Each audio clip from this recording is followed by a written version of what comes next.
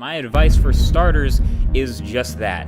Get started. After the first 100 videos that I made on the MKBHD channel, I had 78 subscribers. You form the best thing you can, and if it's 95% there and it's done, that's better than 99% there and still working on it.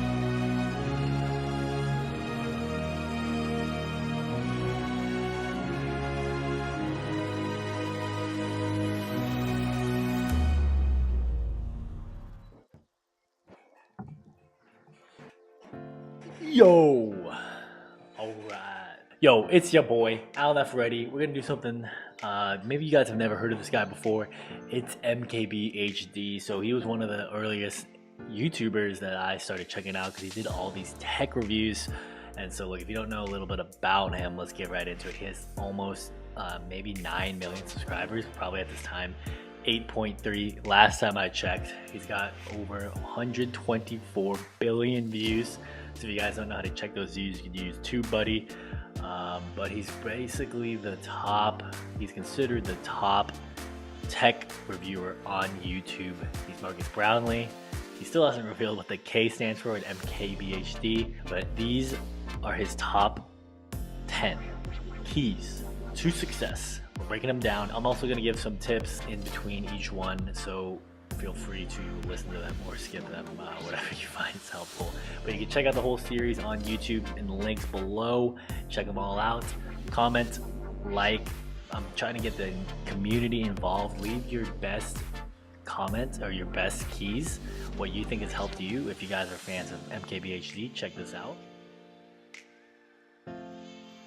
Number 1, be consistent.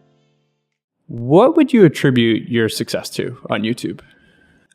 Well, I do tech videos, so I think the obvious answer there is tech has been interesting and important for so long that just being in the tech space generally for that long has done a lot for it. Yeah. The channel itself, I mean, there's plenty of other successful tech channels, but it has its own unique style. It has a consistent voice. It's been me for 10 years. Yeah. So I guess just if you combine all those factors, consistency plus tech staying interesting, that's mainly it. Was there any particular inflection point where it really took off? No, I get asked that a lot about, like, you know, can I point to a certain video or a date or month or something, like what happened to go from like nothing to where it is now? But Yeah. From to this day, I look back and it's mainly just like you can look at charts even. It's just a sort of an upward slope from 0 videos to 1,000 videos. You know, it's obviously when you get to certain points, like the reputability, is that a word? The reputability of the channel becomes more significant. So you're more likely to subscribe to a tech guy with 1 million subscribers talking about something you should buy than a guy with 100. So that's helped. But I feel like consistency again is major. All right, guys, so what I take from that is really just, you can't pinpoint what exactly it is, but hopefully by breaking down these keys to success, there's little things that stand out to you. What he states is just to be consistent. There's not going to be one turning point in your business or in your YouTube channel where it was, hey, that one video made all the difference. It's going to be the accumulation of your work. Stay consistent, pumping out content even when you have no subscribers. You know, at this point I have like 172 and I'm growing daily. So yeah, if you guys like any of the other stuff, you can check out the other keys to success I made. And on that note, to stay consistent, let me turn on my lights. The next keys to success, number 2, is do the best job possible. You shoot everything in 8K. I need to know why. Like, it's just YouTube. Like, people are just watching them on their phones, and this looks good right now. Like, This does. this looks. I mean, it helps that your office is lit like impeccably. Yeah. But I mean, I don't know. I kind of feel like there's no point.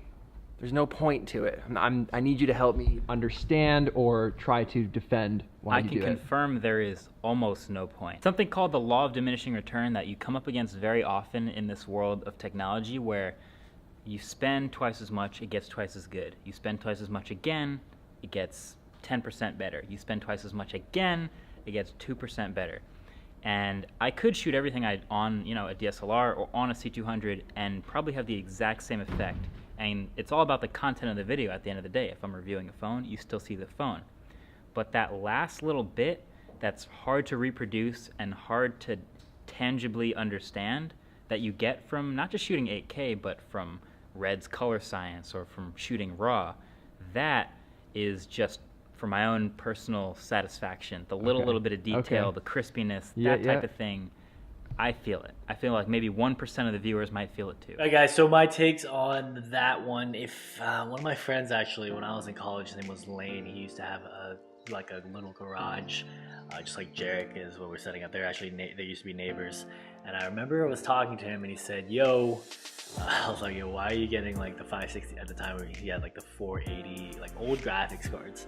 And I was like, yo, why are you getting the 80? Or like, you know, because I had the 460 and stuff like that. And he was like, dude, I don't know what it is. I just want the best. And I remember thinking about that. Even now, like, you know, it resonates in my mind. There's a lot of stuff that he does and like how he was growing up. I was like, you know, you start recognizing that.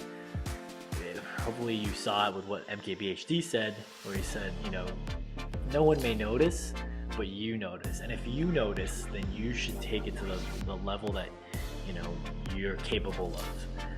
So, you know, whether or not, I mean, you can always disregard stuff like that, be like, oh, you want the latest tech or XYZ. But look, if you got that in you and you have the resources, you know, it's a constant balance between having the latest stuff for your sake or you know, maybe yeah, you just have to gauge that for yourself. But in terms of like the content I could produce and stuff like that, it's definitely, you know, each video I make, there's always a new way to do it. I'm making this whole video in Final Cut. I used to make everything on Resolve because I like to stay sharp on all my skills, so take that with a grain of salt. Number 3 is add value. I'm going to make a tutorial today. It started off with screencasts, uploaded a bunch of software tutorials and things like that. And with the comments that people started to leave eventually on those videos, they would say, oh, I enjoyed this video, why don't you also make a video about this other thing? So I'd say, okay, and just make that video too and just crank them out. How to make your own introduction. And sort of developed this little community of people talking about tech and just kept just making videos for those few people. And it just kind of grew from there. All right, guys, this is something I learned in consulting is they basically say, you only will get paid on either value or perceived value. So to me, in my mind, there's two differentiations between what you think is valuable versus getting feedback from people so that you can deliver what they think is valuable. So even in, you know, today's world where I do a lot of consulting with people launching their own business or growing their brand through digital marketing, one of the biggest things I always see is that people have this assumption that their next product, their next launch, my next Facebook ad is going to be the next big thing. And I always, you know, to me, it's always about data. So if you're not aware of the stuff I put out, a lot of the reasons I'm pushing more content for Keys Success is because, look, I went through a whole phase of like, hey, let me test what else could be marketable.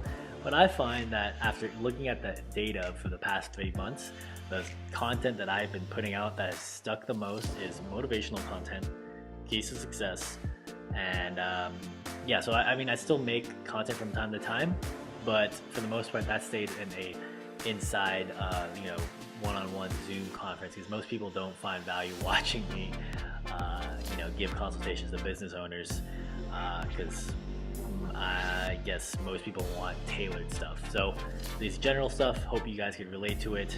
If not, like, that's why I ask you guys to leave comments below, because it's basically, if you pick up stuff that I do, it's from all the studying the top people. Alright guys, this one's number 4. It's actually my favorite. I used to play back in high school. They said I had magic hands, and in middle school. Number 4, play Ultimate Frisbee. I've been playing Ultimate Frisbee for, well, about 6-7 years now. I've been playing since right after 8th grade in middle school, and I started playing really competitively, I guess, in freshman year of high school. And now I'm in my 2nd year of college. But I'll also get to that in a second. But also I play golf a lot as well. And I'm a 9 handicap right now, although I haven't played in a while since it's been really cold. But yeah, the 2 biggest sports I play are Ultimate Frisbee and golf. And I'm a professional Ultimate Frisbee player. Yeah.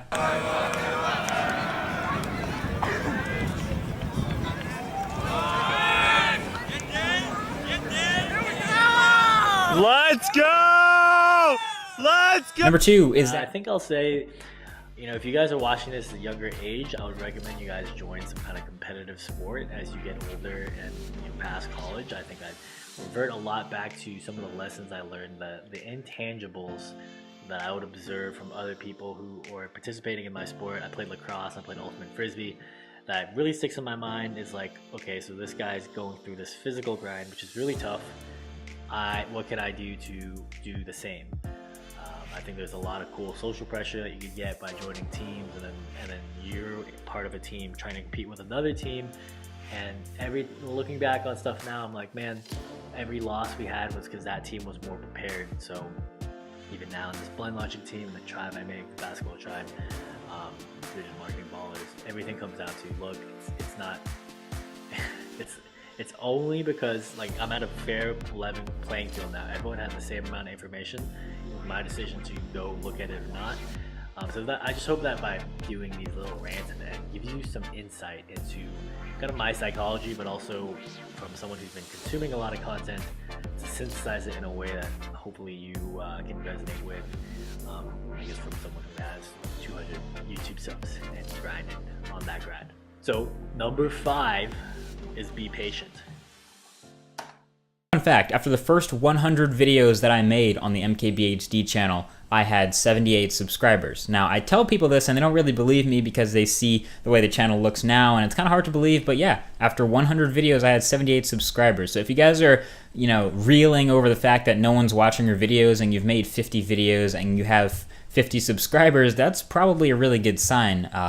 It's been, I don't know, a long time since I started. I started making YouTube videos in January 2009, so it's been a while. But just a tip for you guys: if you guys are starting making videos, don't get impatient. Don't get down about it. Just make videos about things you love, and people who love the things that you love making videos about will find you. If you guys haven't subscribed to my newsletter, I've been doing a daily email newsletter. I just launched this week, writing out everything I've been doing for my business, everything I've been doing with the books I read, how to basically, I'm keeping myself accountable by doing this. And I hope that if you guys see my content or my newsletter, you'll be like, maybe I should add my own thing. Like if Alan's going to do his thing, I should start my thing. I think people should be impatiently patient, which means in the long term, be patient. But in the short term, look, you got to produce content. No one's going to start subbing to you if you don't play and engage in the game every single day. So I think a lot of times you can, be making content and want the stuff to come right now. But once you instill this habit of, hey, each day I'm learning something new, I'm learning a different way to edit, I'm learning how these people do shots, how, stuff like that. If you're getting into this YouTube marketing game, and even if you're not even getting it from stance of YouTube, it's just technically where the attention is right now. That's what you should be getting if for any business you're in, producing content, forming your own community. There's 7 billion people in the world right now, and there's a huge influx of people coming from third world markets. So that's my advice to you guys. Be patiently impatient and impatiently patient, right? Like you got to learn to do both. There's a good book on this called the Mindset, the Brain of the Self-Made Billionaires, stuff like that. But I'm looking bad. I'll leave a link below, and in post I'll show you what the book was called. But they basically talk about you have to be able to understand and balance the dichotomies in your brain of different, black and white things. I'm telling you to be PI, and I'm telling you to be IP. So focus on that. Guys, number 6, finding your voice. Marco Castro asked, what advice do you have for new creators on YouTube? New creators. New creators being pretty broad because you can be a new creator in tech or a comedy or a new photographer. Or, there's all kinds of new creators. But on YouTube, generally, like if I was starting over today, I would kind of do a lot of what I'm doing now, which is like you take your inspiration from other places, but you always have to come back to your own voice and your own perspective. Don't try to be something else that already exists, or there won't be any reason to watch it. It already exists. So find your own new angle, your own new voice, your own new way of showing or talking about things. Yeah. And then get started. All right, guys. So in terms of finding your voice, I think something that happens is around like a certain amount of videos that you make, you start presenting your true self, and you stop having that fear of, hey, I'm putting new videos on YouTube. I gotta put on some front. So for the most part, all this stuff you see are aspects of me that are congruent to me. There are sides of me that like talking seriously, and then if you watch all my other brands and stuff, I start yelling into the mic like, ah. Right, that's part of my character. That's how I was growing up. Always a jokester, but can take stuff seriously. Help me get, in my opinion, have a good spin aspect on life. As I would back at tech, I had to do like 18-hour grinds for a long time studying and all this stuff.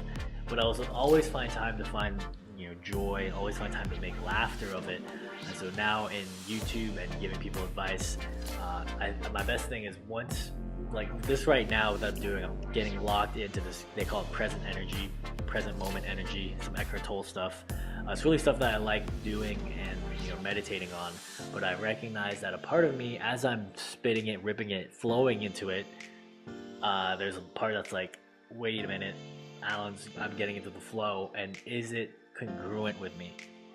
So I think as you start talking, practicing, getting used to being able to speak consistently and also being able to speak for long periods of time without pauses, you kind of go into this mode where you're kind of like in the zone. That's the best way to explain it.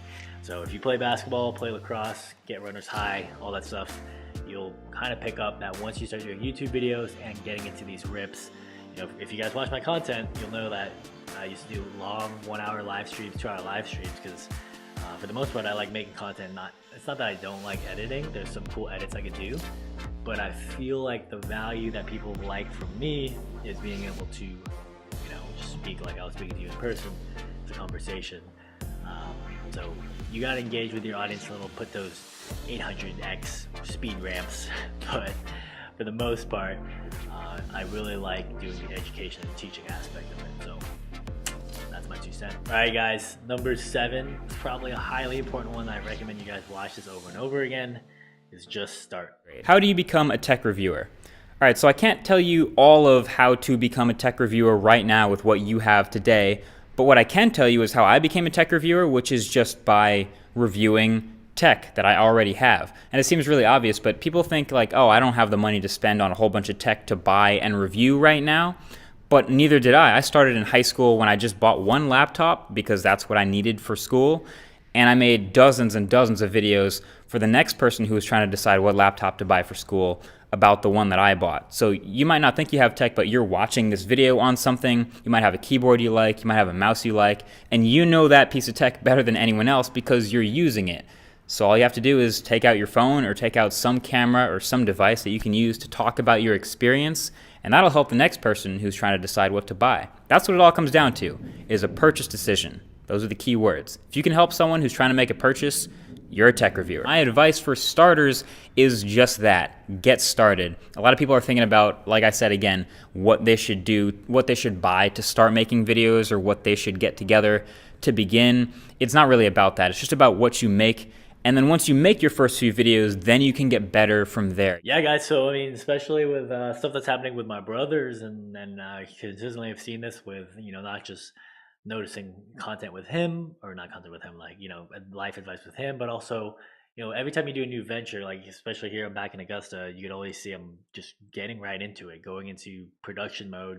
This is a habit I built, building up, it's eventually you build momentum as you keep making content. But I know that with my friend, that I have all that stuff set up in his place, I know that it might be a time to get that ramped up. But I have, can't speak, I have full faith that everyone I have consultations with can build these habits, because I've built them myself and I've studied them, and I kind of break down like, look, as soon as you start doing it, you're going to get used to doing it, you're going to get into routine, and then you stop spending mental energy thinking about should I do it or not, and you just start doing it. That's probably the best thing that I could say to get into, is getting into this action-oriented state where you just turn it on a switch, take action, then take action on the next thing, and take action on the next thing. Because you're going to spend a lot of mental energy saying, hey, what should I do? What should I do here? And then before you know it, 10 years pass and you're still questioning what you wanted to do. Or should you have done what and the biggest pain factor that I find that I try to live by is to not have regrets, to always do what I want to be doing. So that's my advice on just starting, is just bust out what you have. I've made content on my iPhone, I've made content on the Sony A6000. I've left a lot of reviews for you guys. even though I'm just starting, it's my I'm beating around the bush, but I feel like I have to be, you have to cover some bases because I feel like there's still clients to take on, people I meet in person. They still have that how do you do it attitude, and I tell them it's just starting. So number 8, shoot for your dream job. If you're just watching this video, I have a tiny bit of advice for you. What's your dream job? What is your dream job? Shoot for that through what interests you. Honestly, if you're passionate about something, then you have a much better chance of success in a field against someone who's not really as passionate about it. So when you're passionate, you put in the extra work, and that's what gets you the advantage to really make an impact in that field. Even leave your own little dent in the universe. That's what I got for you guys. Amazing, amazing. So I've actually done another video on this. I'll leave it. It was back when I was getting into my experimental phase, when I was like, hey guys, like I don't know, you'll see some of my old content was like kind of wild and out there. I was just pushing the boundaries, pushing my comfort zone. But for the most part, this is my stable position of like, yo, here's some content, here's some jokes, yeah, and then hopefully get your attention so you could can't speak, man, get interest, right? So why do you want to shoot for your dream job? And I say this with all my consultations. There's this concept from Google called moon shooting. There's a good book on this, how Google works. They talk about how, like, if you want 2x performance increase, you gotta shoot for 10x or 20x. Because the best way to phrase this is, once you start really thinking that big, that's very possible to do that, you'll take action to reach that 10x goal. And Google finds that most of the time people hit 2.3 to 2.7 from their research. But then if you set, hey, I want to be 2 times better, you kind of don't try as hard because 2x, it doesn't seem that appealing. So when you guys shoot for your dream jobs, in terms of what I'm doing, I can only say from my life experience that it wasn't about the money, as to say the whole thing over again. But I'm really glad that there's a lot of people on YouTube, and I had a lot of time to really reflect on, like, hey, what do I want to do for the next 40 years? Because I believe that, look, if I have a mindset that, hey, this stuff made me think about what's my purpose, what's my point in life, make me take a step back, that perhaps all the stuff that I consumed, I could do my part and make these keys to success videos, I don't know, make some content. So that just to show that it's possible to, exist, survive, however you want to phrase this. So I'll leave a link below in that other video. It was like an MKBHD consumer behavior. So this video I've sourced before. It's called Getting Inspired. And he talks about consumer behavior. So it's really cool because seeing, most people that break down success, they have some understanding of marketing, of mass persuasion, consumer behavior. So I think you just got to recognize that sometimes some of the stuff, the algorithms play toward, sometimes you got to play the game. So I hope you stay curious. You're like, what the fuck is Al talking about? You can watch. I'll leave a link to the original video, and I'll leave a link to my video where I broke down this video they made right here. Number 9 is don't obsess with perfection. But there's something innate in you, right? And I think in a lot of people who are, maybe I wouldn't go so far as always calling people perfectionists, but to want to do it over again and over again and over again until it's just right. And that's a thing that creators have to overcome, and that a lot of times you don't want to. Like, if you end up like, I would consider myself borderline like perfectionist in some stuff. I remember doing like SAT stuff where it was like, okay, you have to write this essay and you're going to get the topic, and like you have to write it right then. Be like, I want to think about this for a couple of days before I actually put a pen to paper, and like you just have to spit out 3 pages and hopefully it's good enough. Like, that's kind of the way YouTube is. Like, a new phone just came out, go.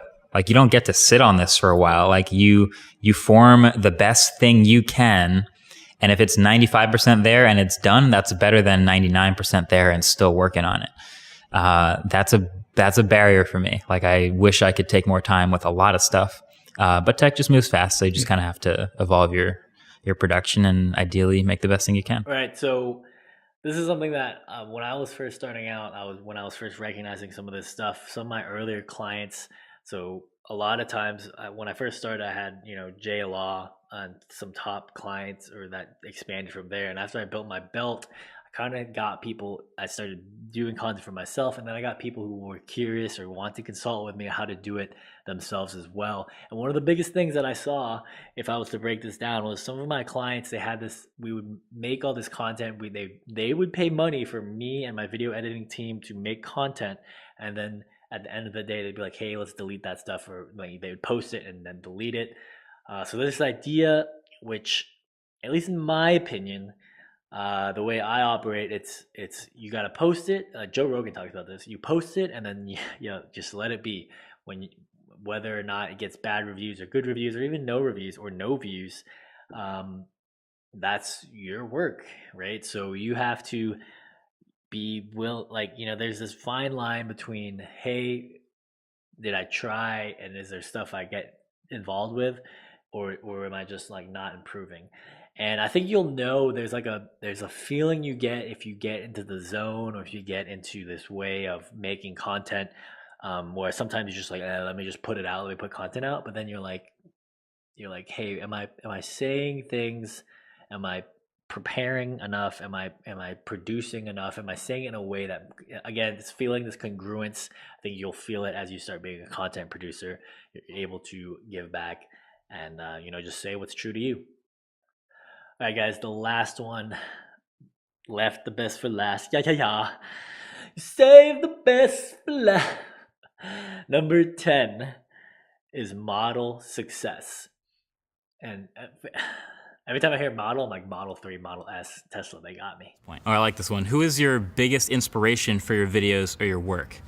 I think you probably were expecting me to say like a couple other YouTubers' names. This may be gonna sound dumb, but Apple's videography. Here I go sounding like an Apple fanboy in this video, but Apple videos, their commercials, their launch event videos are incredible. Now it's made by teams of people, it's made over a long period of time, and they have like time with the products. It's clearly composition of both real footage and renders, so there's a lot of impossible shots in those videos that I could never get. But every time I watch an Apple video or an Apple commercial, or if you just go on their YouTube channel and just observe the sound design and the lighting and the editing in those videos, that's the kind of stuff I hope to be able to live up to someday. All right, guys, so I think that's really cool with modeling success, because whatever it is that you guys are shooting for, you always have these outside inspirations. And everything, one of the biggest things I remember was this guy named Devin Physique, who gets some flack now, or because he had some like scandal thing with photoshopping his Instagram videos. But basically what he talked about was, at least either him or his copywriting team, and had an influence on me, was everything you see in person right now, this video, Apple's video, anyone's video, like MKBHD said, is someone had produced that shot, even if it's with a camera or impossible shots like CGI renders. Someone spent the time to edit it and do it, and it's a skill set that you could possibly learn if you're so inclined to. So that's what I like about studying people who, breaking down these keys to success, is because someone has done it, and if someone's done it, it's possible, and if it's possible, then you could do it, right? So sometimes it's hard to do the things that no one has ever done before, because it's just a mental block. You can't, but if other people have done it as well, then you can be like, damn, it's physically possible. So think about like the 4-minute mile. There were doctors that said, hey, it's not physically possible to run a 4-minute mile. Now we blast the shit out of it. So whatever it is, even if you're doing something that's already been done before, if you find that your social circle or your people you care about don't believe in themselves, that should be inspiration for you to be like, hey, let me be the one that shows them that, at least in my circle, it's possible. Even if there's thousands of YouTubers out there, there's Gary Vee, all these other motivational, like in my opinion, like all these other people. Well, the people I know who want to be YouTubers but haven't seen someone do it, I'll do it for them. So that's my drive. I hope that if this resonates with you, that also is your drive. You want to put good content out, get better each day. So yeah, that's model success. All right, guys. So that's been MKBHD's Keys to Success. DJ Khaled. If you guys liked it, again, leave comments below which one was your favorite. Now that I've done it and read it, I still think that it's either be consistent or just start that were my favorites. So yeah, and if you guys are Ultimate Frisbee fans, check out number 4. Check out MKBHD stuff. He has really cool fucking content. And yeah, until the next one, guys. I'll see ya on the flip. Peace.